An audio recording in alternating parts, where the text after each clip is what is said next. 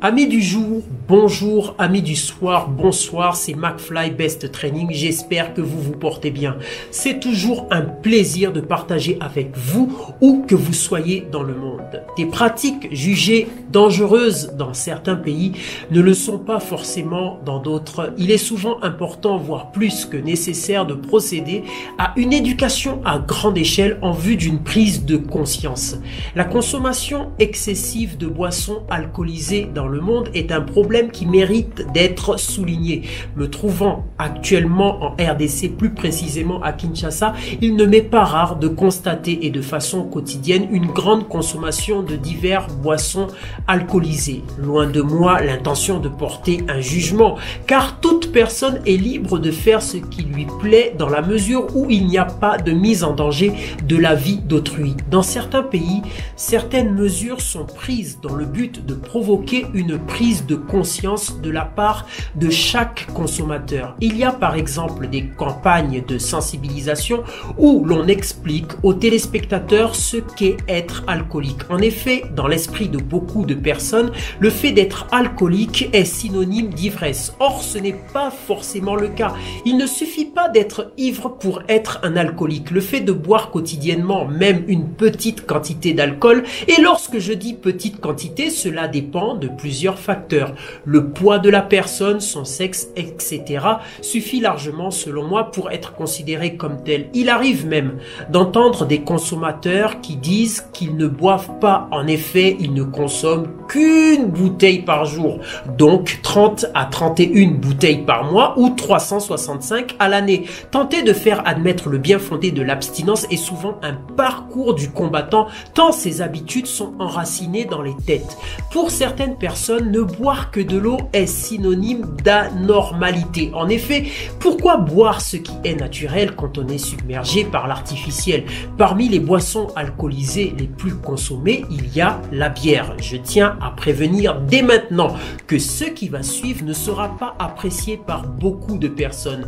Le fait de consommer énormément de bière provoque souvent un renoncement de soi chez beaucoup de consommateurs.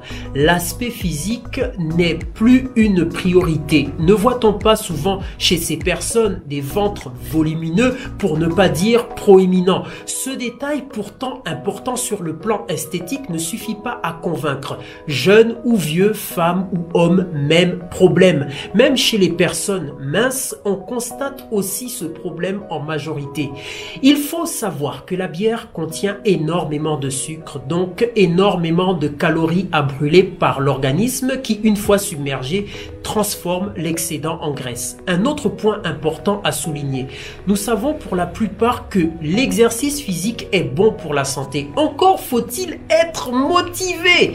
Après avoir consommé de la bière, il est souvent difficile de trouver de la motivation pour faire du sport. Il est peut-être temps de se poser une question. À quoi me sert la bière dans mon estomac?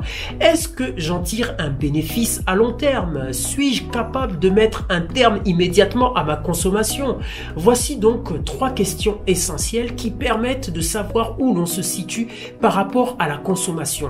Car selon moi, accepter en soi et quotidiennement ce liquide à l'intérieur de son corps est un problème auquel il faut faire face au plus tôt. N'attendons pas que l'accoutumance s'installe avant de réagir. Nombreuses sont les raisons qui poussent une personne à boire. Mais il faut se mettre en tête que la bière n'apporte aucune solution, sinon des problèmes auxquels il faudra faire face dans un avenir proche ou lointain. Boire de l'eau permet de se purifier, permet une bonne hydratation du corps, favorise un meilleur fonctionnement de l'organisme. Pourquoi s'en priver? Si tout ce que je viens de dire provoque chez vous un sentiment de colère, c'est que votre cas est déjà préoccupant. Donnez votre avis dans les commentaires, je me ferai un plaisir de lire et peut-être de répondre. Mais avant de vous quitter, je tiens à vous rappeler qu'une consommation excessive d'alcool, peu importe le type, provoque cancer de la bouche, de la gorge, de l'œsophage, du foie, du côlon et rectum, du sein, élévation de la pression artérielle, risque d'hémorragie cérébrale, troubles du rythme cardiaque, cirrhose du foie, altération pardon, de la mémoire, troubles d'attention et de la prise de décision. Mes chers amis, si vous avez aimé cette vidéo, n'oubliez pas de liker, de partager et de vous abonner. Et je ne vous quitterai pas sans vous dire une chose que je dis à chacune de mes vidéos. Pratiquez de la musculation. Pourquoi? Parce que c'est la mère de tous les sports. Et on sait que l'effort physique, la musculation en l'occurrence, est la meilleure façon de se maintenir jeune et en bonne santé. Mes chers amis, je vous dis à bientôt et à la vôtre.